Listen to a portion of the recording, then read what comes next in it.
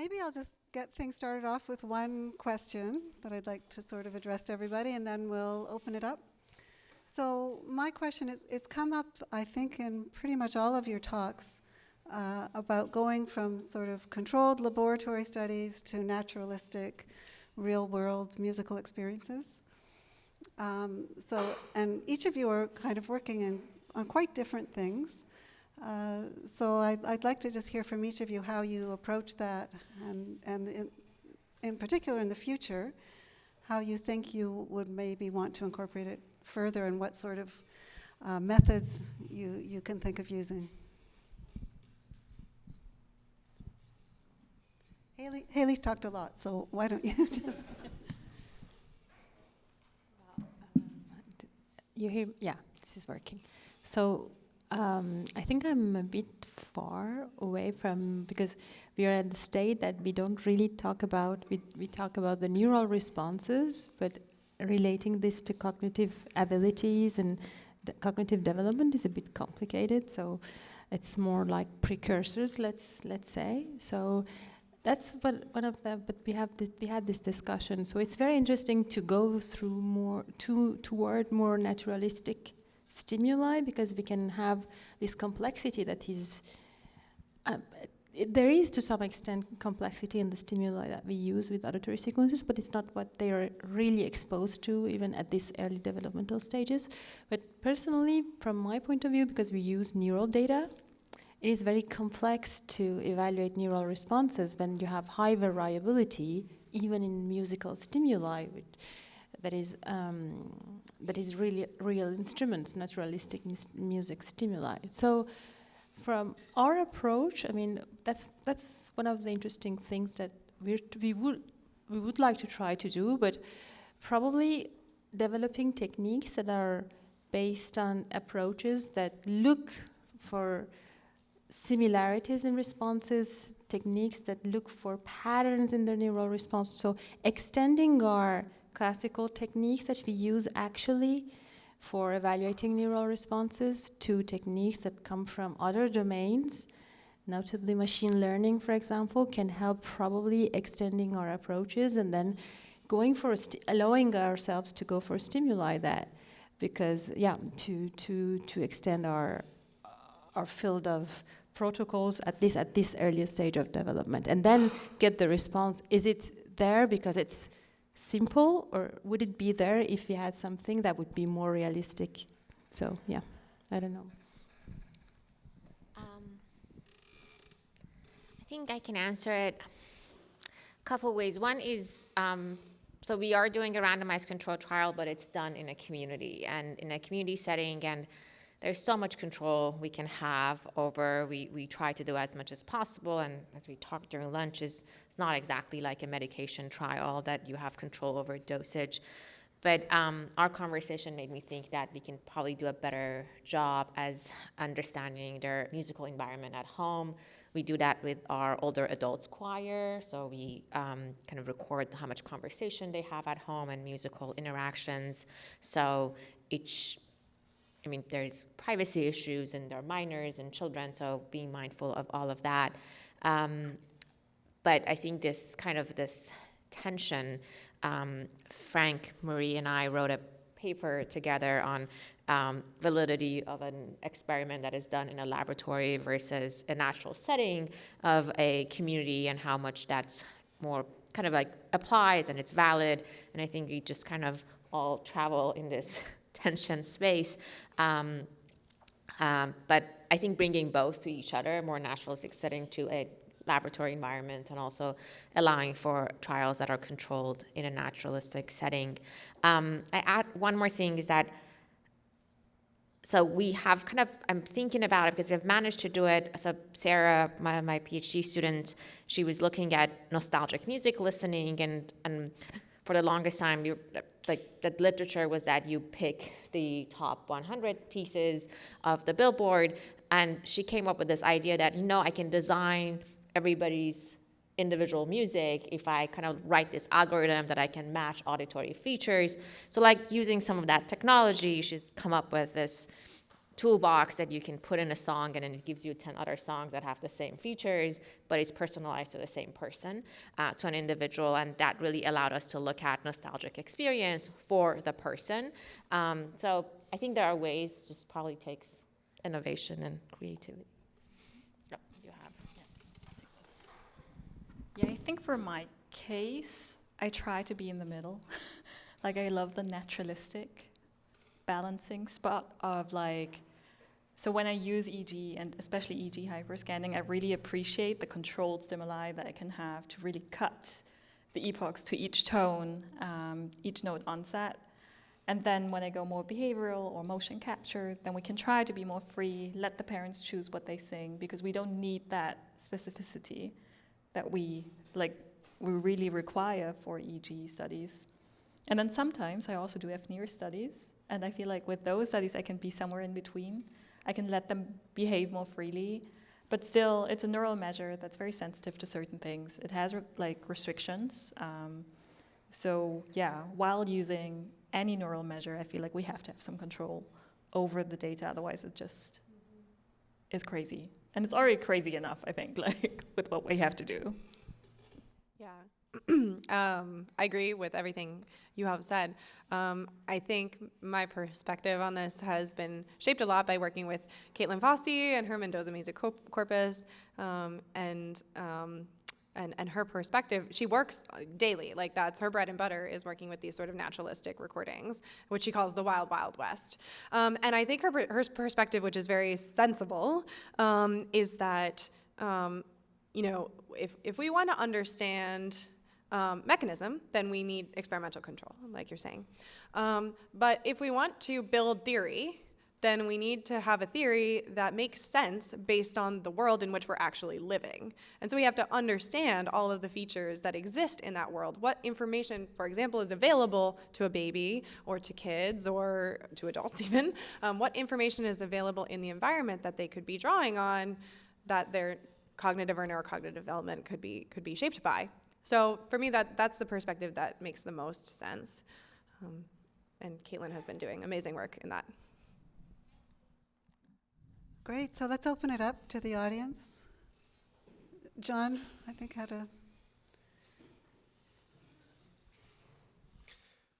Thanks so much. This has been a real pleasant couple of days, very thought-provoking. I just wanted to point out something from Asal's talk, which I thought was really notable, and the way you talked about SES, so socioeconomic status, which is generally considered in a kind of a deprivation kind of a model, right? That low SES equates with less opportunities, and of course that's true.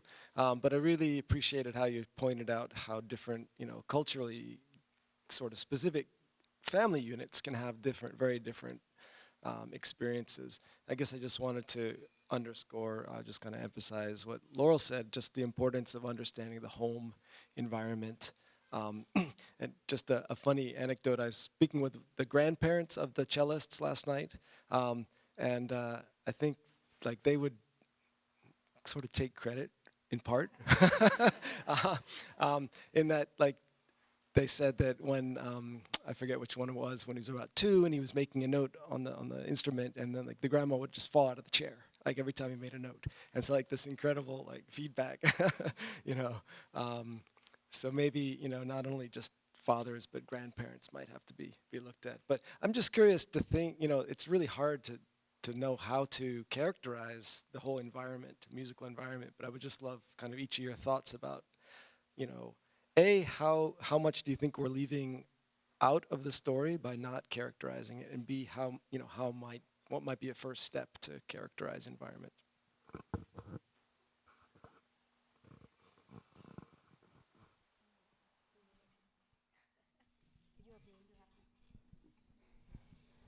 So again, going back to very early neurodevelopment, and because we're interested in premature birth and the impacts of premature birth. I mean, there is repeated evidence showing that what we measure because more and more people try to say, okay, we have very early biomarkers that predict, for example, what happens at the age of 10, at the age of 6, when we have measures at 28 weeks gestational age. And there is more and more evidence showing that what we have, like biomarkers in notably preterm infants, early biomarkers, is predictive of what happens until the age of term. But then when they go home, it is highly variable. And in fact, it is the home environment that decides. I mean, we have like measures. We don't model the home environment well enough. But even with simple measures like socioeconomical status, or with the, different measures that can model these aspects, we see that these give high associations to the developmental outcome of the infants. So this is a very vulnerable population at risk of developmental disorders, but we see that they catch up based on what happens at the home environment, and this has a great impact, in fact, on their developmental status at the preschool age, but then at the school age. So just to insist that even when we are in the extreme cases, it seems like this matters a lot. So, and I think that, listening to you all, but I think there are more and more studies trying to model the home environment, considering like recordings, long-term recordings of the auditory environment, movements, interactions. So I don't have the answer, but I just wanted to insist on the importance of a better modeling of the home environment, even at the very early stages of neurodevelopment.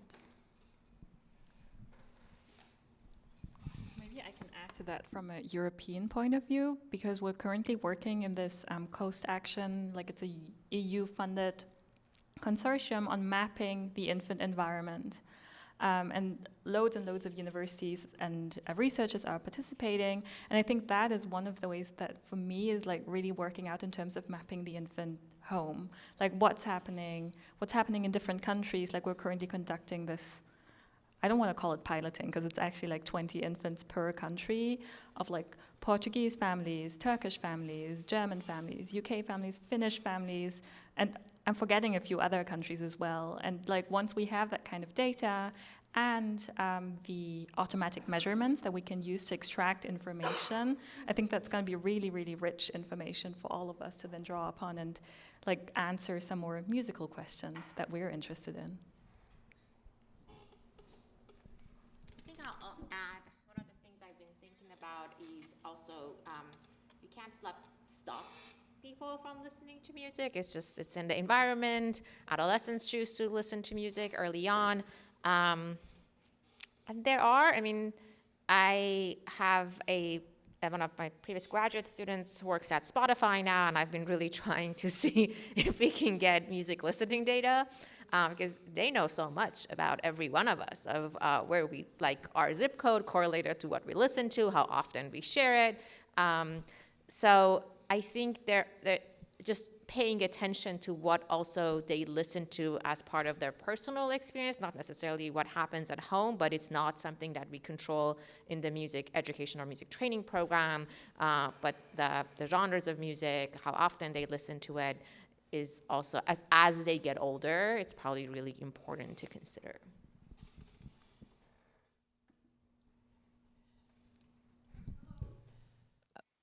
Oh, sorry. Is that okay? So I think this question really piggybacks off of this kind of experience-dependent learning and kind of what Sahar was mentioning here too. But I wonder if you guys ever worry about we talked a lot about like the importance of music in early development, and of course experience and the input that families and caregivers give to their kids are very important. But sometimes I worry, kind of along the lines of what Haley was mentioning with this Alison Gopnik book that she mentioned, that are parents kind of getting a message that if they enroll their kids in music, then their kid is going to like be Mozart or like some genius, or like that music is sometimes like a cure-all. And again, if you do it earlier in development, they're going to develop these skills. And of course, I know none of you believe that, but I'm just wondering how you guys kind of approach this sort of almost like music as a method of like optimizing development to make the kids be kind of the best thing that they can be.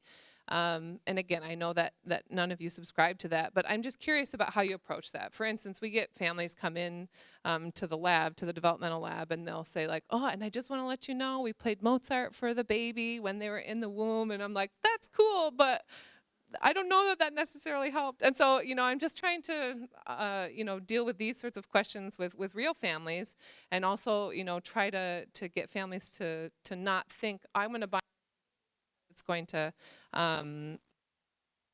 going to improve my child, but just because music is a really fun and engaging thing to do. So anyway, how do you deal with this sort of difficult question?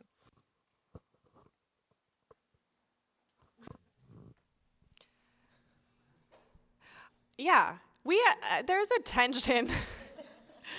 There's a tension because we want people to be excited about what we're doing, and we want to say how important it is. But we don't want them to get the wrong idea. And I think those two things it's really hard to hit the sweet spot between those two things. And that's just like a general science communication problem.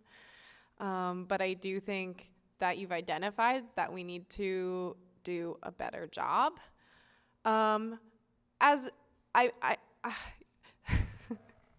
Should I even tell the story? So I got my hair cut right before I came here. And I told the hairdresser that I was coming to this conference and what I do. And she was like, have you seen K-pop Demon Hunters? I was like, yes. You have to. And she was like, there's something in that music that makes the children obsessed, but not the adults. And she had like a conspiracy theory essentially about the music, which is kind of the opposite thing of what you were saying. But I had the opportunity to say, well, kids love repetition, and the same song comes back over and over, and they're bonding with their friends about it. And she was like, wow, I'm really glad we had this conversation. But I think like in general, like the way that we communicate is it's a big challenge.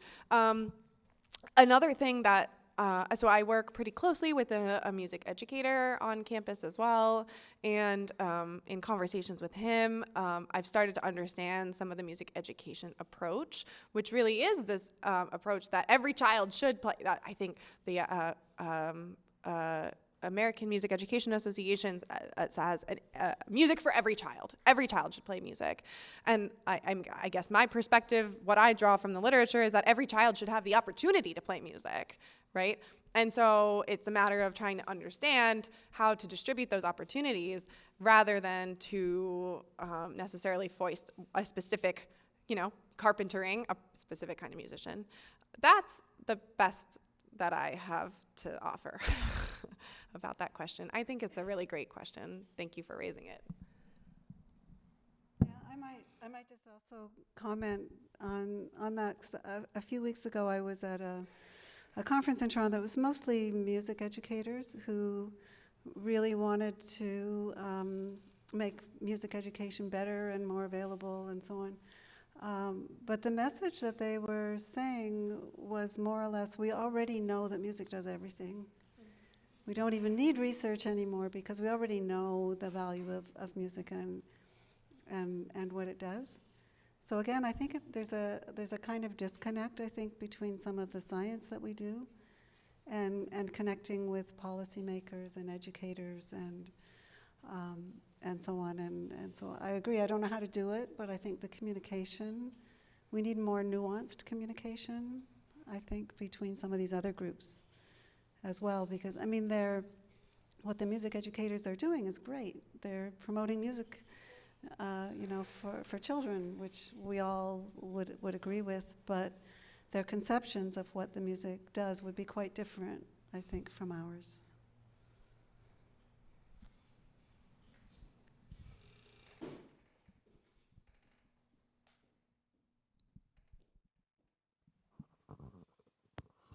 Hi. Why do you think music is important? Because I feel like we live sort of in this celebrity culture where if you're not a rock star, then you might as not well be a musician. And you each gave presentations like from kind of different domains, right? So why is music important, and why should we encourage children and adults to do music if they're not going to be professional musicians?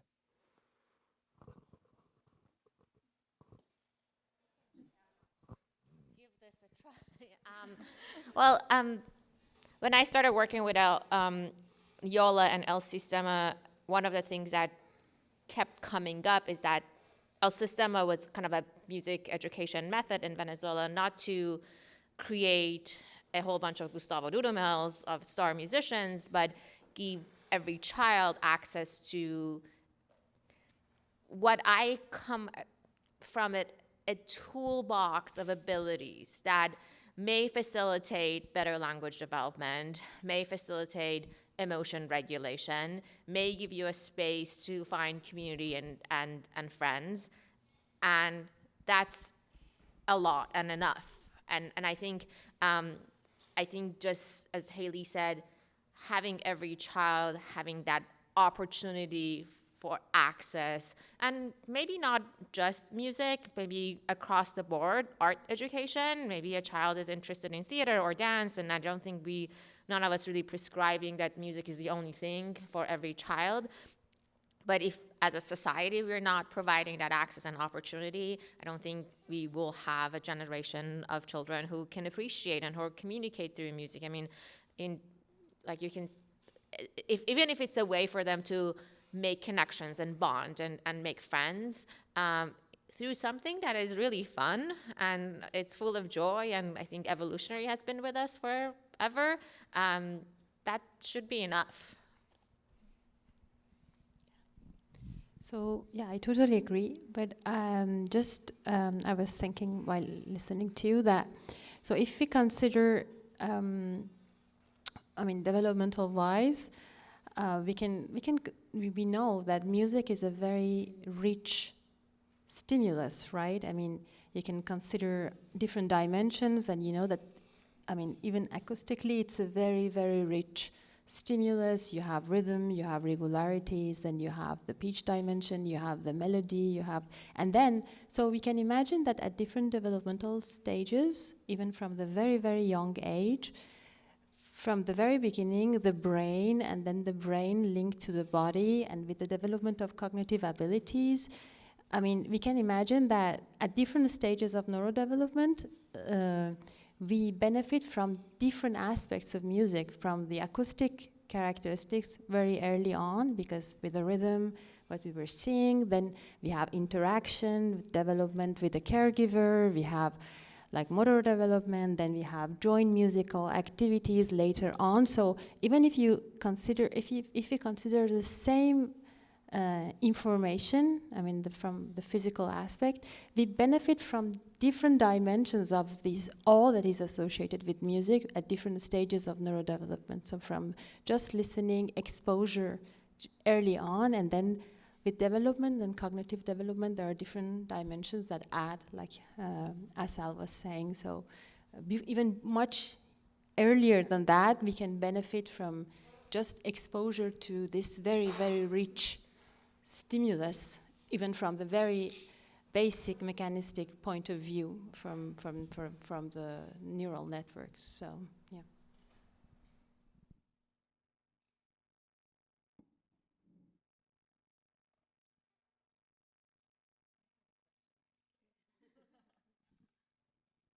Yes, I thought about this since yesterday, and I was wondering, are we going to address this or not? But what I've been noticing across all of our talks is that one particular age group is missing, right? You're kind of addressing them, I think, but like 1 up to like 6 years of age, toddlerhood, and like preschool age.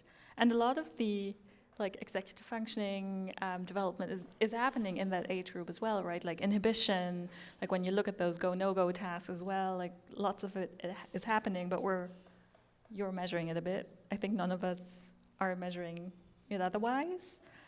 So what do you guys think about it? Like, can we do, I mean, we can probably do more, but like, what could we do in that age range? Have you met a toddler? No, I'm kidding. I'm kidding. I'm kidding. Yeah, like developmental black box across the literature, actually, right? Not just for us, but for others as well.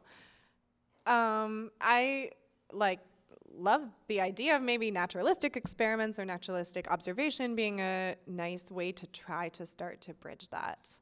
And maybe that's all we can do, kind of, right? Because they can't follow instructions, but they can run away. So I think that's like a great direction that we can go. I might also comment, so studies that Laura Sorelli is doing, I think, are starting to fill in some things in that period. But I also think if we're creative, we can do some more controlled studies. So for example, all toddlers are very familiar with iPads if they're allowed in their home. And they will engage with them and make choices, like by pointing at things. So I think there are methods that we can use with them if we're creative. And we probably just should be doing a lot more of it.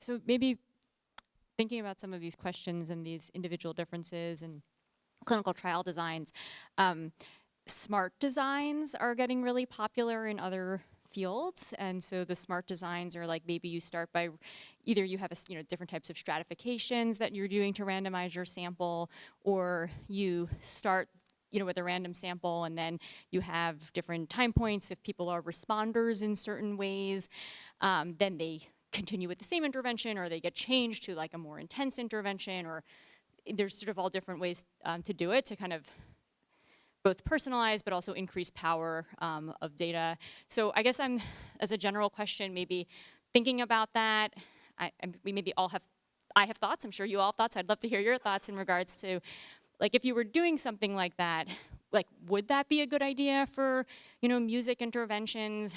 If so, what would be the variables that you might think of as being really important from the individual differences? Like, would you think about the music variables or general attention variables or preference variables, or just kind of thinking about some of those types of questions, bridging our sort of real world and our randomized designs and our individual differences?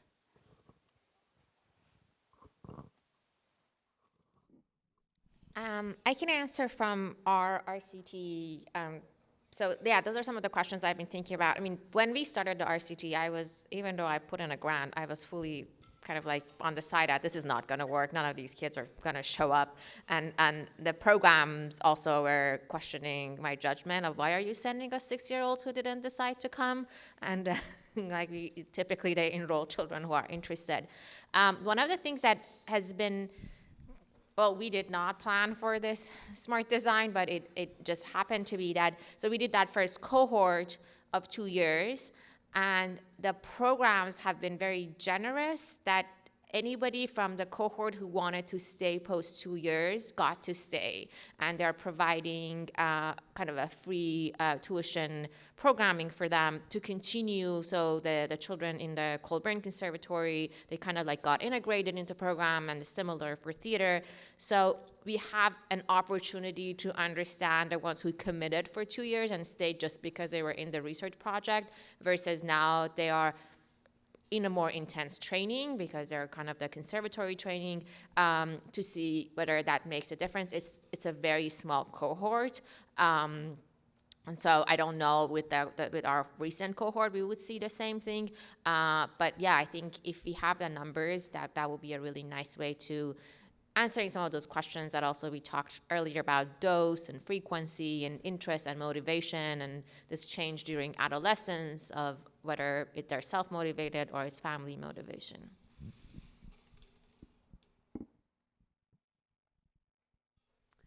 Okay, well, I think we are out of time. I have enjoyed this conference so much, and thanks to everyone who presented posters and to all our speakers.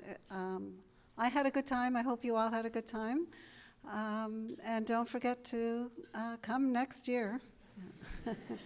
So safe travels for everyone, and we'll hope to see you all soon.